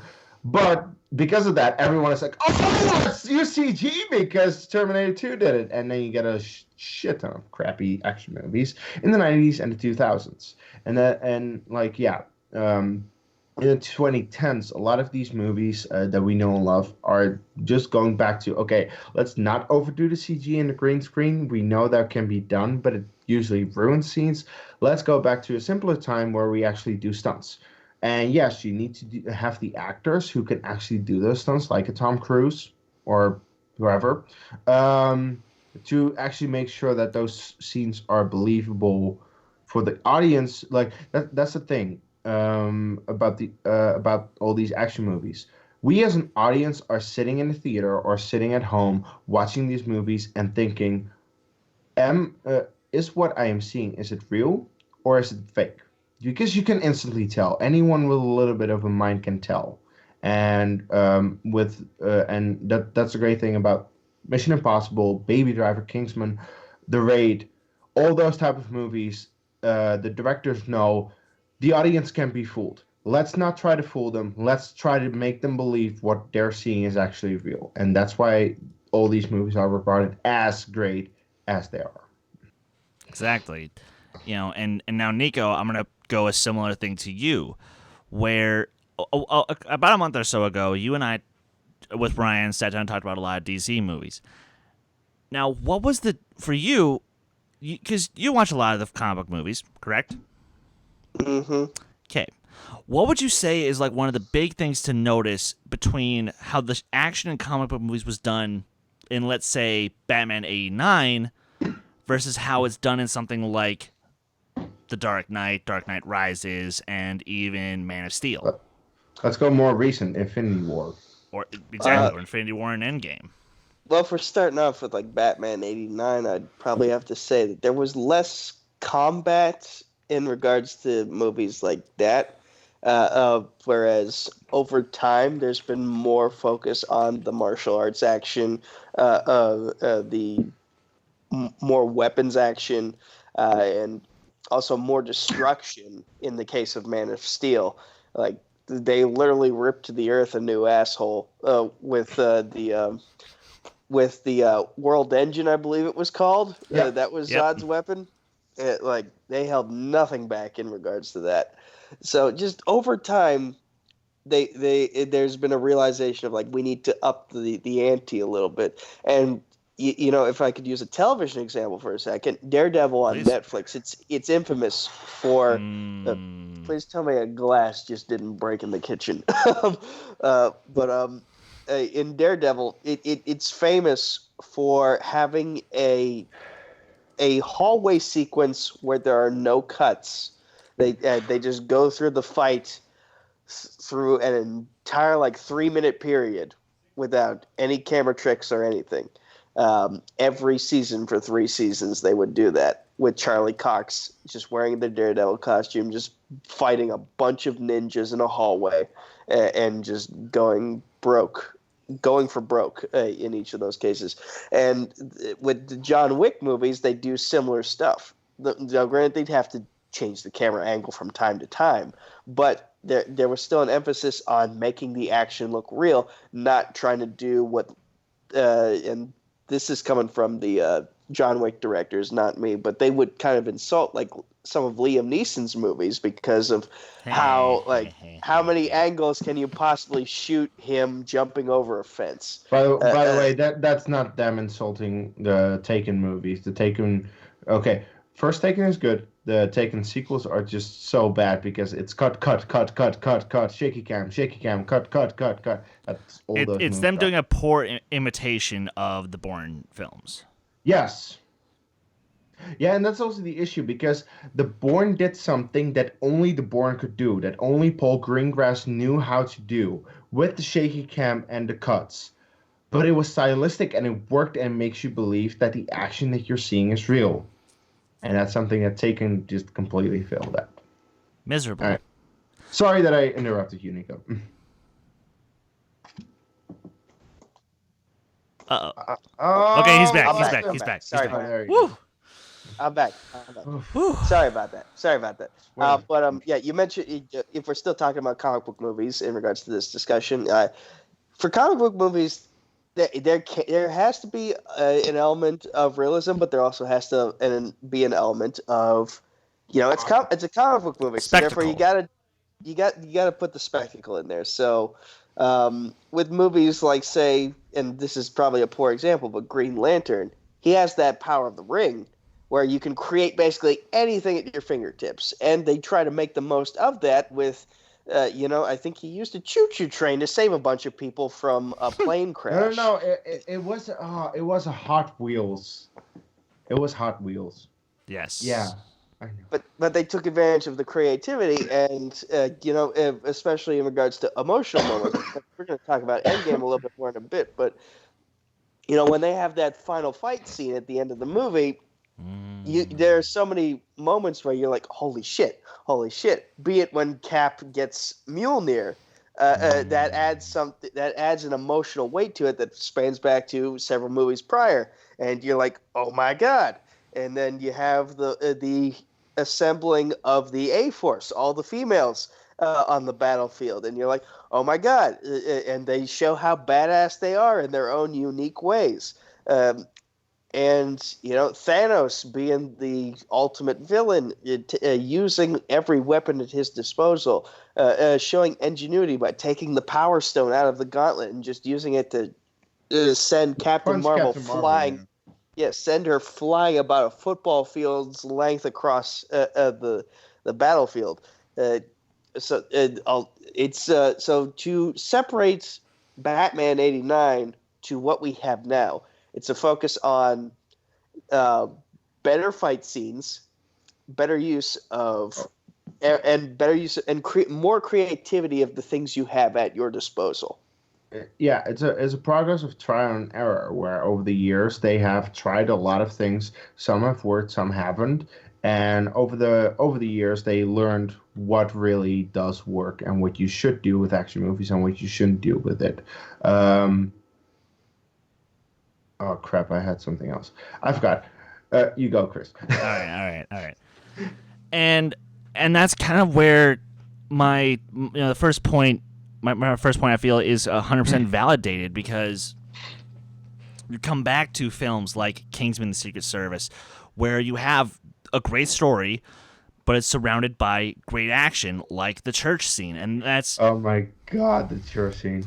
Which leads me to my second point. There's a lot more action movies in this decade that have more iconic moments than the 80s and the 90s and the 2000s, in my opinion. Because, sure, when you look at something like Die Hard, you have John McClane jumping off the building with the rope thing around his waist. You have... it's a fire hose. It was a fire hose. You're right. My bad. And I'm not the biggest fan of that movie, and you are. I remember that it was we're all pretty tired today. I remember that it was a fire hose because the Cleveland show did a spoof of it for Christmas. I remember it's a fire hose because they asked it in Schmodown. I don't remember that.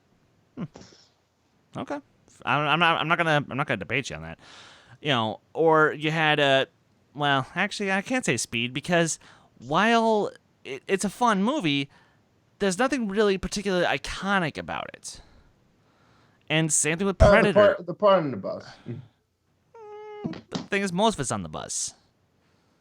Second act. That's the thing. If you watch back Speed, it's only the second act. The first act is really them in the building and them figuring out what happened in the building and trying to figure out this villain. Then the second act really kicks into the bus, but the third act is not on the bus. At that point, the bus is gone and it's on the subway. Really. Oh, that's right. Yeah, because I'm smarter than you. Rap! Oh, yeah? Well, I'm taller. God, Keanu. Yay, Keanu. Yay, Keanu, absolutely. And then, well, okay, sorry, I am lying, because then, like I said, you have in the Matrix, you have, the bullet time scene, with whoosh. I mean, in the Matrix, what don't you have? You have so many action sequences that are just iconic. Yes, the bullet time is one of them, but also the fight between Neo and Agent Smith at the subway station, or crap, now I'm forgetting. Or Neo training with Morpheus for the first time. Yes. Oh, yes. Oh, that fight. Oh God, that's amazing. There are so many great scenes in that movie. So. And then of course you come across something like Predator, when Arnie faces the Predator one-on-one. But come on. Come on, kill me! Come on! But I can already name 5 more scenes just from this decade off the top of my head. Mad Max Fury Road, the entire fucking chase. But you mean the entire movie? Okay. Okay, but in particular, the scene with the sandstorm, with the sand tornado. Mm-hmm. Oh, what a day! What a lovely day. Gonna die historically on the Fury Road. Mm-hmm. Yes. Yes. John Wick, the nightclub scene. Oh, holy shit. John Wick 2.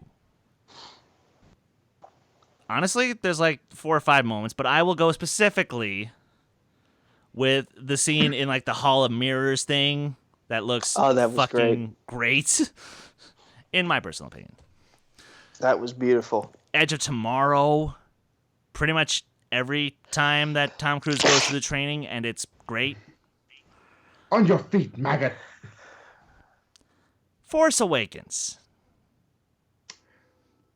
Can I please mention a movie that had where the cast of that movie was in The Force Awakens, but not and I only mentioned Force Awakens because they wasted the cast of the Raid, motherfuckers. Are you kidding me? Like the Raid where you have crap. Iko Uwais' character, I believe that's the name of the guy.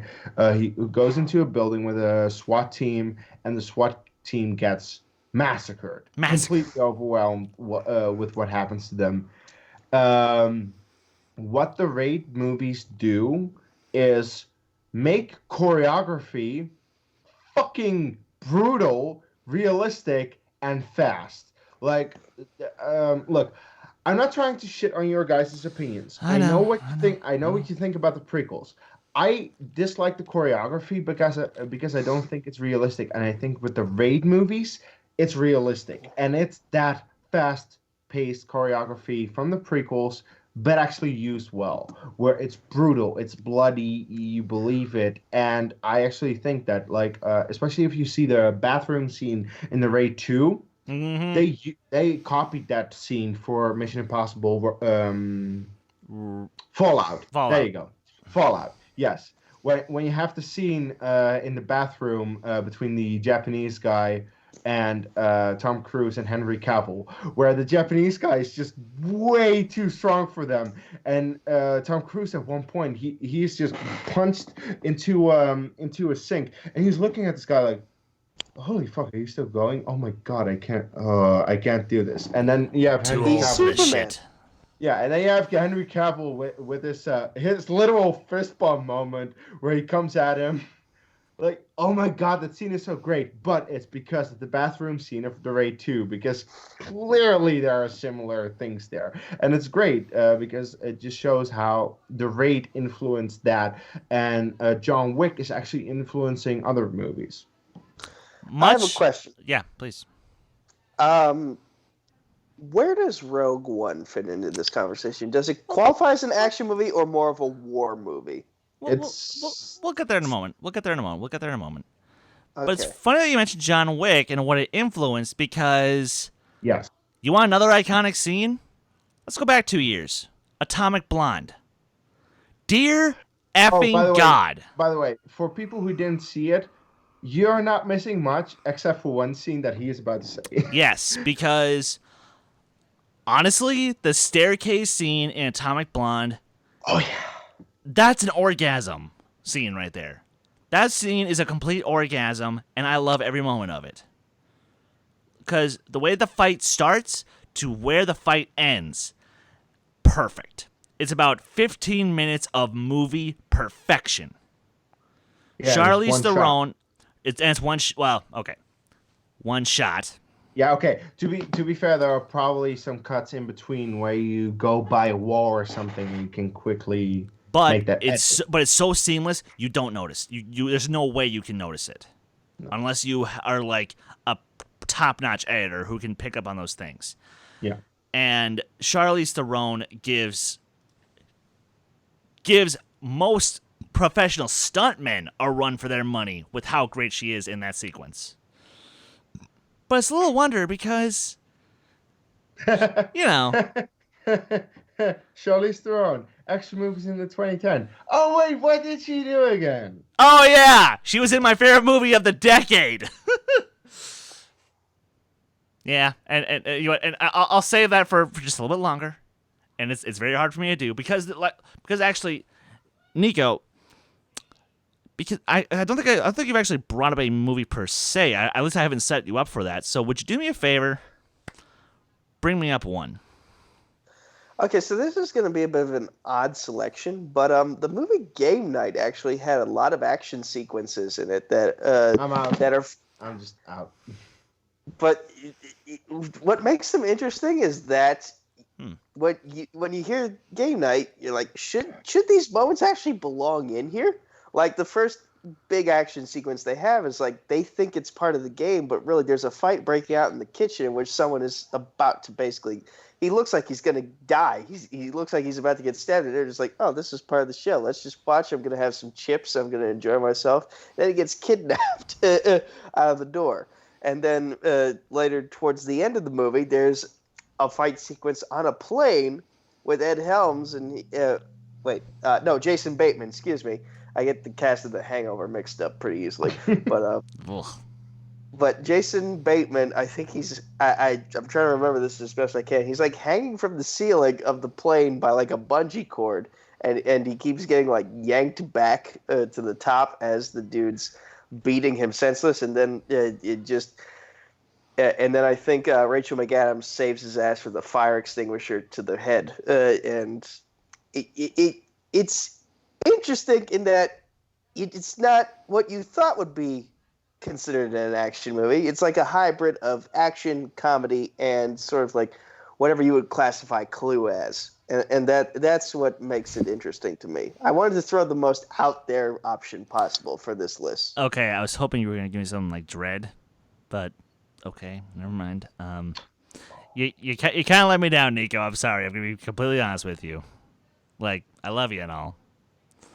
I'm saving Endgame for later, so... Okay, fair enough. But and I feel like that's sort of my point is there's so many action movies that have had so many great iconic moments, and I feel like those moments are going to last longer in the public consciousness because they were real. They were actually performed stunts. Hardly any of them were CGI'd in after the fact. Like, granted, Legolas taking down the Mumakil in Return of the King is great. Yes. But it's almost all CGI. You don't notice it that much, though. Well... To be fair, most of it is him on a practical animatronic thing. With the legs moving and everything. So that's why it kind of looks real. But yeah, it is a lot of visual effects stuff. Yes, and to be fair, there's nothing wrong, and obviously there's nothing wrong with doing a hybrid of the two, because as long as you can do it well, no argument. But I am saying that if it was done today, especially on the same budget, they might have gone for a few more practical things, or they might have gone a complete opposite route, as we saw with Battle of the Five Armies. But yeah. Those are like three movies that could sadly kind of undo my argument. But that's why let's not get into that. Plus, I'm gonna hit up with sort of with my next point of being, we have finally had action movies that could tell great stories and give us visual spectacles. Now, there's where I kind of disagree with you. Oh? Because the action movies that we're mentioning, a lot of them have very simple plots.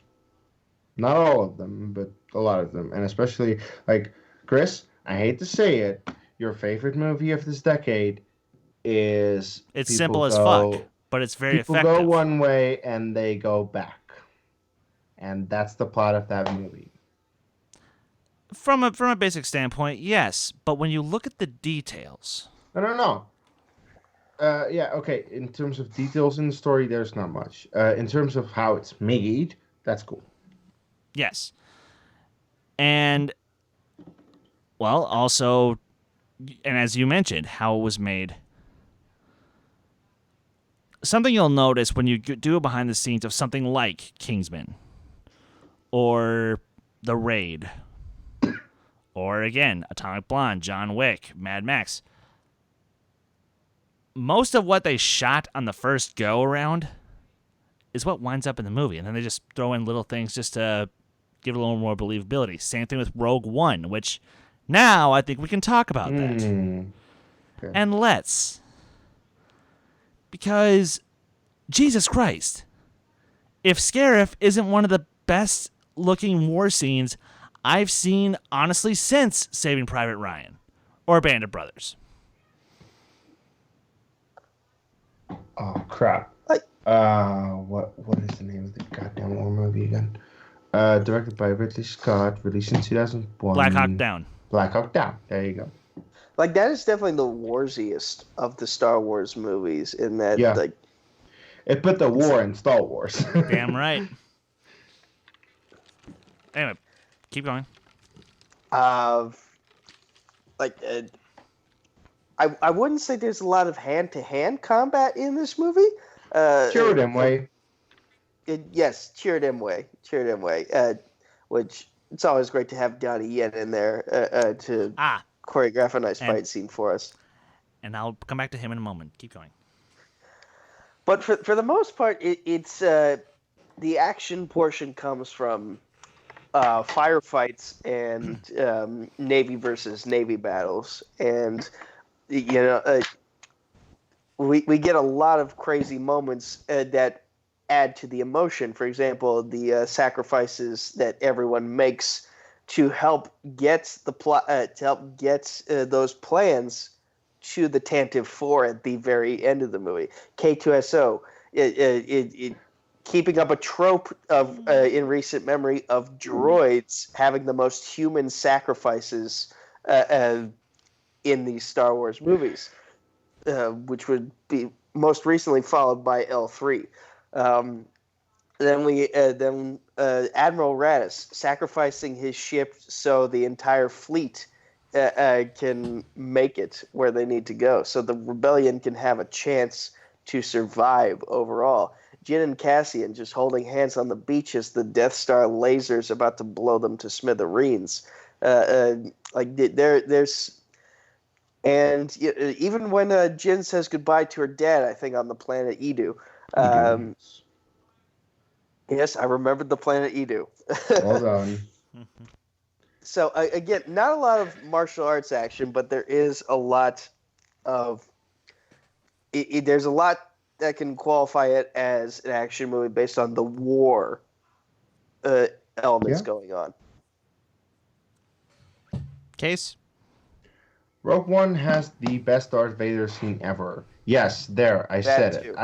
I know a lot of people might disagree with me on that, but the way they displayed Darth Vader in that final scene, every single time I see it, I'm like, this is so great. I was just completely fanboying over it because it's just so great. Darth Vader in the hallway. Like, what's not to love about that scene? And that is a fucking great action scene. And that's also like, in 2016, we had a couple of movies come out with really great short action scenes. Like, for example, look, I don't care what you say about Batman v Superman. Batman in the warehouse is an awesome action sequence.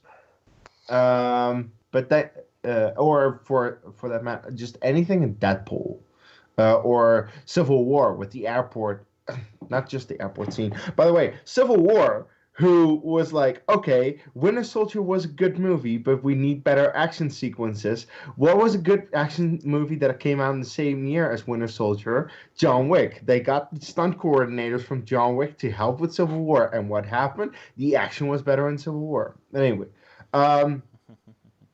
But with, then you have the Darth Vader hallway scene that just blows everything out of the water. Like, I don't care who you are. It's just the best goddamn scene ever in that, in the year coming out in terms of action scenes. Like, I love it so much.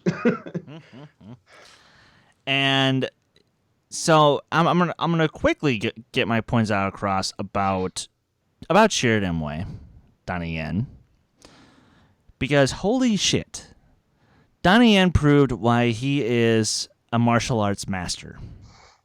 At least for us dumb American audiences who weren't familiar with his previous work. To which, ladies and gentlemen, I'm just going to quickly mention the IP Man films that he was in.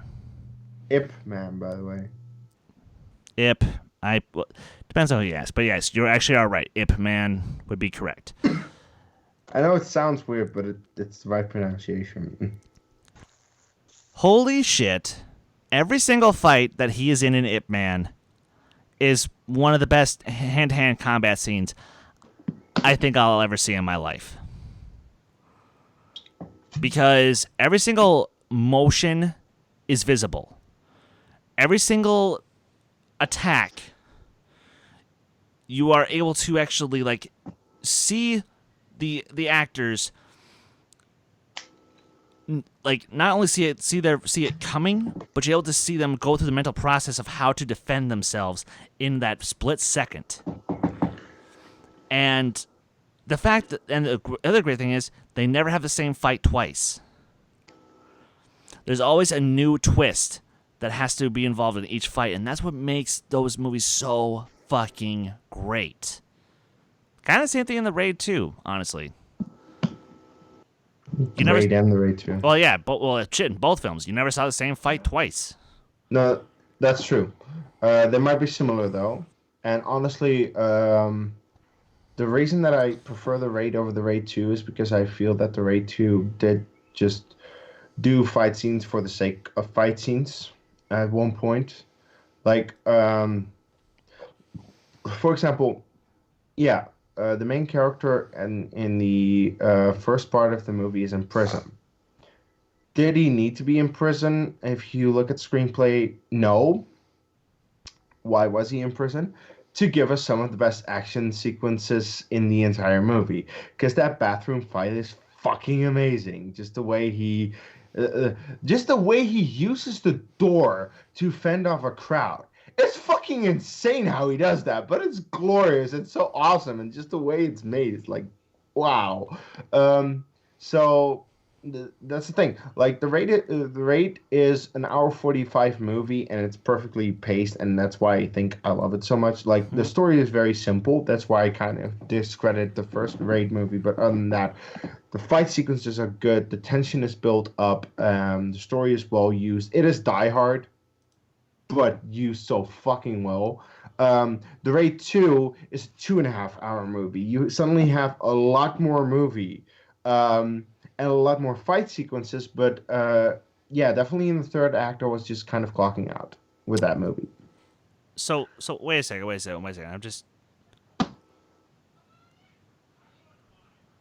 I just realized something. I think the Raid 2 is to me, the Raid 2 is to you what Casino Royale is to me. Maybe. Huh. Still a great movie. I'm not arguing it's a great movie. I'm just saying, because my thing has always been, I think Casino Royale is a great movie, but it's too long. It's too long. Fair enough. But as we start to wind this down a little bit, the one final thing I'm going to say is that there's actually a possibility that in the next 20 or 30 years, all the filmmaking techniques that we've been using now could be improved upon so much so that it makes all the greatness in this decade look like bad kung fu movies from the 70s. It's possible. I hope it doesn't get there, because I think we've made a lot of progress, and at the same time, I can't wait to see what the 2020s give us. No, but you already see a lot of influences. As I said, the Raid already influenced Mission Impossible. And those are, the Raid 2 came out in 2014, Fallout came out in 2018. So in the span of 4 years, that was already influenced. Heck, it clearly shows that John Wick influenced Captain America Civil War and Deadpool. Because Captain America Civil War used the same stunt coordinators, and Deadpool 2 took one of its producers. No. The director from John Wick, David Leitch. He's the producer. Chad Stahelski was the director. Okay, they're both credited on IMDb, at least for the first John Wick.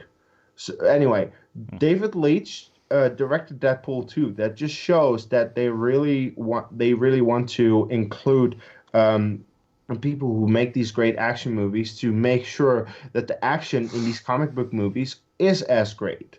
Now, to be fair, I will instantly say that if you have seen the theatrical cut of Deadpool 2, you have not seen anything really, because the theatrical cut of Deadpool 2 has a lot of scenes missing. The super duper cut that I own on Blu-ray of Deadpool 2, that has scenes that are so well shot and directed that you're like, yes, this is the John Wick guys doing a Deadpool movie. And that's what's awesome. So please check out the super duper cut and not the theatrical cut of Deadpool 2. I want to check out the super duper cut now. I know. I've been meaning to as well. I really should stop making excuses and just do it. So you just see by these examples how already current action movies and current action movie techniques are influencing other movies that use action. And it's awesome. Absolutely. Now, so the one last thing I actually want to say is I've been noticing that it's not just in America that we've been having this huge success, because as we've already mentioned time and time again, the Raid movies, holy fucking Indonesia. shit. Yeah, they've been kicking ass. And actually, India has been coming up pretty strong, because you want to know what I finally... Bollywood. And one of the biggest Bollywood productions of all time, which I saw the first half of this duology. I haven't seen the second part yet, but Bahubali, that's some great fucking action. So I reacted to that trailer. yes, you did. And honestly, you probably should give it a watch sometime if you can handle it. But and Nico, you look like you're dying over there. Are you all right? I'm suffering from a runny nose, man. You're coming down with a cold. I'm scared. I'm scared for I you. hope not. But I think you can tell by the sound of my voice that I'm struggling to breathe right now. Yes, so that's why we're gonna do one last thing, because we all really we bring up a lot of great points, but we actually haven't really brought up our favorite action movies of this decade. So to close out the show, that's what I want us to do. So Nico, Mr. Sicko, you can start us off. So I'm going with Avengers Endgame. And, Case, I think he's going to bring up Infinity War, and his argument is going to be that, Infinity War has more action sequences in them than Endgame. But my reason for picking Endgame is that the action sequence that it does have in it is big and beautiful, and it rewards you for being a fan of this universe, which is now a multiverse as of the next movie, for the 10 years you've been invested in it. The callbacks to things that happened in Ultron, like when Cap gets Thor's hammer and everyone just goes crazy. And also just a throwback to all three of the Cap movies where Steve is just fighting Thanos relentlessly, getting ready to do this all day, taking a beating but never quitting. Thanos is at his absolute baddest and best and most ferocious in this movie. Again, I mentioned the ingenuity from earlier of the ways he would inflict violence upon various Avengers throughout that battle sequence. The moments that made you go, ah! Like when they all come out of the portals, and also moments like... How did we go? One more time? No. Shut up.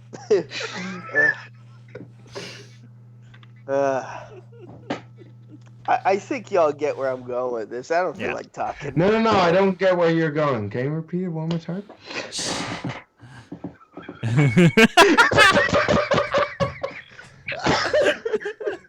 Case.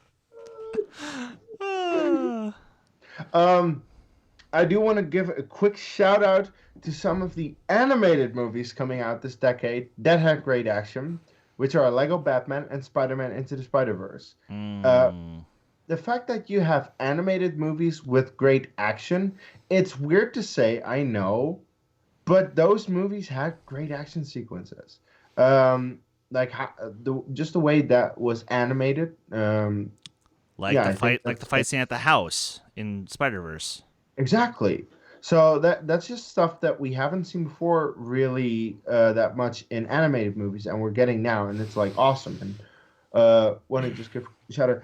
And look, I do have Infinity War higher placed on my personal list, but the best action movie of this decade for me is Baby Driver. Edgar Wright doing what Edgar Wright does with that movie. And once again, Baby Driver, it's 98% real stunts. Only 2% of it is either green screen or CG, and I don't even notice it throughout the movie. There are so many great chase sequences and action sequences throughout this movie that are just so well directed, well shot, well everything. And of course, the soundtrack really helps. That this movie is just great. It's just awesome, and this is definitely a movie that will live on forever as one of the greats because of the fact that it's mostly real. I love it. And I'm actually going to give a little bit of love quickly to just a couple of movies that, while aren't necessarily the most critically acclaimed, but for what they were still actually like very well handled. And this is going to shock Kees because I actually am going to say Furious 7 is one of them. Wow. That's interesting. Well, I can't argue with its success, and I can't argue with its accomplishments. Okay, 1.5 billion box office, yes. Yeah, I can't fight that.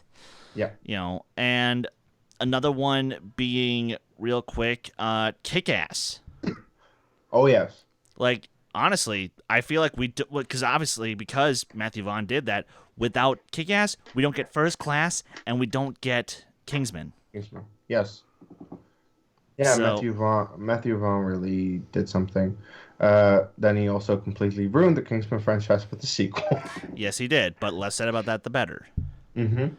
And, you know, one last one I want to give a little bit of love to, just because of, again, what it accomplished.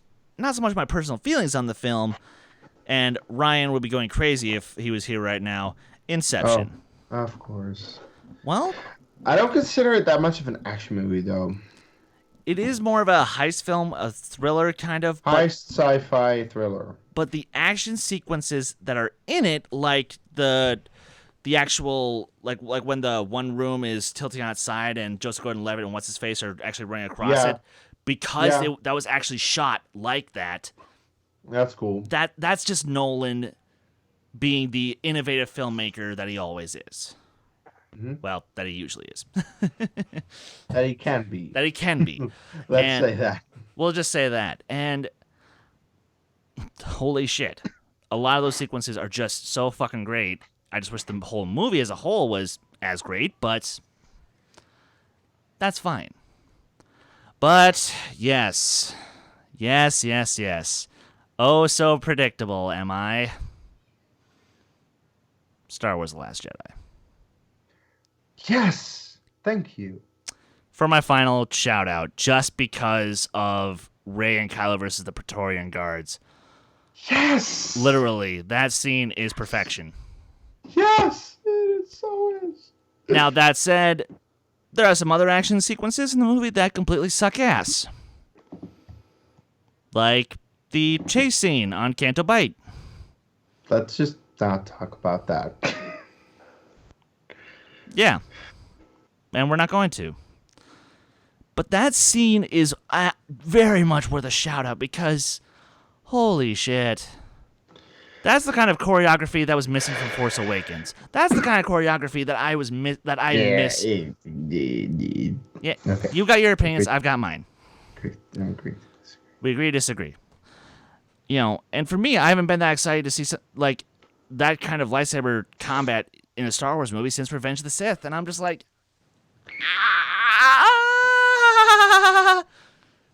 And especially the moment when Ray's like, Ben! And she throws the lightsaber and he just pops it.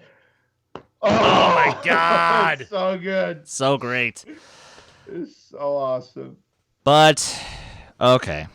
Now for real. Big shock here, folks. Yes, Mad Max Fury fucking Road. No.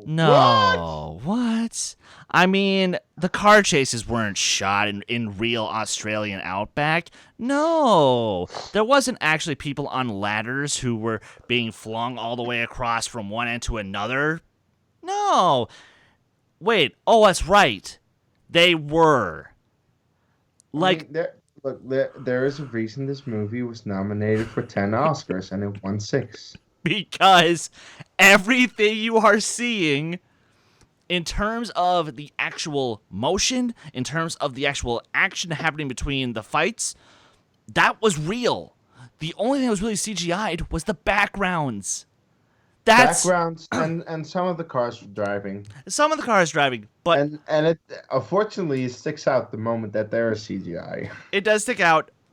But that said, everything else, you're just like, oh my God. Like, every time a car crashed, they crashed a car in one take. And it looked great. Every time that a motorcycle got flipped over, people had to make sure there was a very safe landing pad for that driver to land on. Every single time. And there was, luckily. Like, and the best part is, as simple of a story as it is, it's executed so perfectly. That, yes. Yeah, that is great. Well, I know. I'm one of the people who just suck this movie's dick because it blew my fucking mind in the theater in IMAX 3D. So, yeah, big shock. I adore that movie. And it, just like John Wick and the and Edge of Tomorrow for sure, and even the later Mission Impossible films. These are all action films that are going to stand the test of time. And you know what? 30 years from now, there'll be a podcast where people our age are going to be saying, oh, Mad Max Fury Road is fine, but it was a little overrated. And people are saying, oh, John Wick was fine, but I don't really see how its impact has lasted and whatnot. And then you're going to say, oh, but Civil War is pretty great, actually. Watch. That's exactly what will happen. If that's their argument, I'm like, are you fucking kidding me? But why? Or Deadpool 2. I'm like, bruh. But why? But with that being said, guys, thanks so much for tuning into this week's episode of the Who Cares Anyway podcast. Now, I did promise a little announcement. Did you? I did. And I said it involved a hammer. And lightning. And some more bad puns. And some more bad puns. All kinds of bad puns. But, guys, so a quick little update on Fix It in Post. We are still going to be having him on. He finally got back to me, and he's very excited to be on the show. We're just because there's been a lot of scheduling things going on, it's been a little bit interesting to just set a lot of time with him, but we are going to be getting Chris Clements, a.k.a. Fix It in Post, on the show probably next week, if not the week after. But we're also going to be getting a very high-profile writer to promote his upcoming film, Rim of the World, which you will be able to find on Netflix on May 24th. We have the writer of the TV shows Andromeda, Fringe, The Twilight Zone, Terminator Sarah Connor Chronicles, and The Flash, as well as the writer of the movies Agent Cody Banks, X-Men First Class, and Thor. Zach Stentz will be on the show on May 31st in the first half hour. Guys, get fucking stoked. I don't know how this happened. I just tweeted at him late one night as he was looking for people to appear to promote his upcoming movie on Netflix, and yeah, it's happening. I am so happy. Guys, any thoughts about that before we give our plugs? Yeah, why have I not bothered to look at other celebrities' Twitters late at night to see if they want to be on any podcasts? No, this is what Chris does. Chris does Chris things, and you don't. Fair point. But, yeah, so, guys, look forward to that. It's going to be fucking insane. But with that said, Kees, where can the good folks find you online?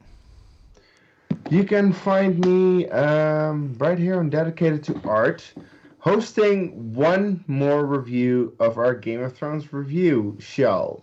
I'm not looking forward to this episode. I'm not looking forward to the review, but it will still be up next Monday. So look out for that.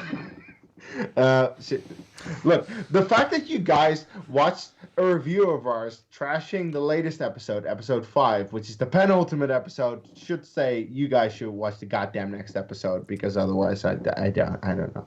Anyway, also you can find me at Dutch Movie Guy on Twitter, Kees Cornelisse on Facebook and Letterboxd, hosting movie trivia schmodown reactions here on the channel. That's it. That's what I do. And Nico, where can the good folks find your sick ass online? Facebook, Twitter, YouTube at Nico Suave Regoli. That's NicoSuaveRegoli, or just Nico Suave with the 4 other numbers thrown at the end on Discord. You can find me over on Multiplex Entertainment. There's the Facebook group and the YouTube channel. The Twitter's at MultiplexYT. The Instagram is Multiplex Entertainment Network. tpublic.com/user/multiplex. Buy our awesome shirts and check out myself and Zaddy Smith every Tuesday evening now for Crisis on Earthplex. They changed it up. Yes, and by the way, if you know any Facebook groups that will allow self-promotion and would allow us to promote Crisis on Earthplex, please let me know. Send me a message. Look for nerd Facebook groups like Marvel, DC, that kind of stuff. Yeah, but you have to check all the self-promotion rules, so it's one of those things. But you can also find me on Combat Wrestling Network is the name of the YouTube channel. Combat Wrestling Trivia is the name of the Facebook group. The poorly made Twitter handle is at Combat Wrestling, the number 2. There's no link. If you like wrestling, if you like wrestling trivia, come find us over there and watch Adonis Cesario and James Merriman III every week for the Raw and SmackDown breakdown. And stay tuned, because in 2 weeks I have a match. It's the long-awaited rematch between myself and Alex Warden in wrestling trivia. Ooh, lordy. Alex, And finally, right here on Dedicated to Art and all the places Kees just said and Chris will say, and Rolling Crits, coming soon to Twitch. We're actually filming, I don't know if it's another trial episode or if it's an actual episode that will be part of the show tomorrow afternoon, but we will be shooting something. Nice. And you guys can follow me on Twitter, Instagram, Stardust, Letterboxd, and Discord at Skywalker Dohmen. You guys can follow this very channel on Twitter and Instagram at D2A Channel. Please like our Facebook page. And stay tuned for more upcoming episodes of our Schmodown reactions, the last episode of our Game of Thrones recap, as well as more episodes of this show. Like I mentioned, we have the Writer of Thor coming in 2 weeks. What the fuck?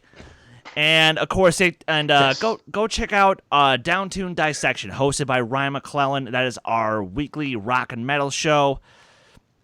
But guys, this is an exciting time for us, and we know that you guys are going to be excited as well. So please help us spread the message. Help me find other guests to talk to.